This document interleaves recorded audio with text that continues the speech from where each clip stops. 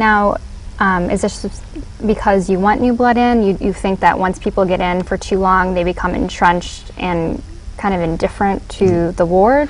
Or Yeah, what is your reasoning? Well, many aldermen, I've been around, they worked at City Hall for 14 years, and you know, till '05, and I know how City Hall works, and the aldermen, they get in, and they're so busy staying in and voting, you know, the right political vote and supporting the right things, more based on politics than doing the right thing.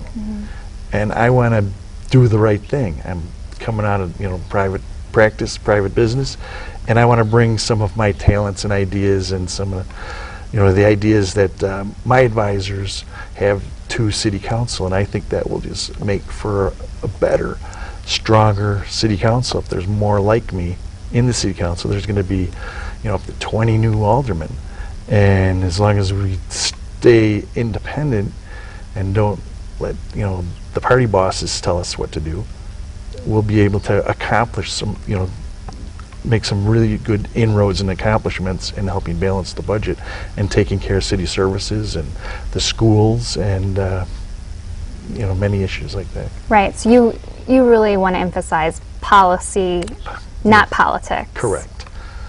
Okay, Correct. I'm not affiliated, you know, with the, you know, any of the parties. I'm truly an independent, truly a nonpartisan candidate who I intend to do the right thing. I don't need to get reelected, you know, year after year.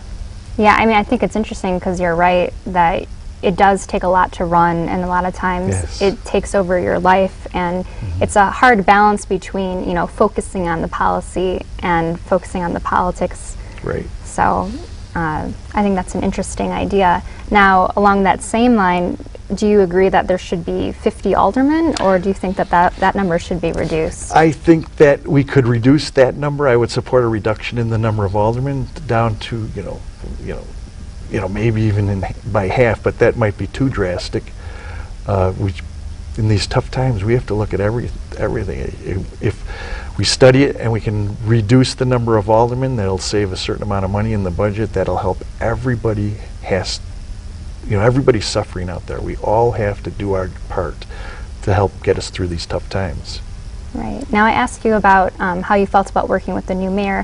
How do you feel about working with the other elected aldermen? I have worked all my life with diverse groups of people to, you know, accomplish similar, you know, the like kind goals, and I work well with people. I'm a good problem solver, and I will make coalitions with the new aldermen and some of the old aldermen, the sitting aldermen. And we have to, the City Council, as it's set up, it's supposed to be strong alderman, weaker mayor. Well, we haven't experienced that in a long time. So if we put it back, there'll be more checks and balances if forming these coalitions and getting the job done right. Now, overall, what is your vision for the 41st Ward? The overall vision, we have to do everything we can to help the businesses, and we want to maintain the services that we deserve. We want to maintain the same, you know, police and fire protection. We want to, the schools are among the best in the city, but we're not done yet. There's a lot of work to do. We got to stay on that path. We have to keep improving the schools. The children are our future. We have to, you know, we have to do this. We have to accomplish this. Okay, well, thank you very much. And if you're interested in volunteering with John's campaign or with finding out more information, please go to his website. This has been another episode of Issue Forum.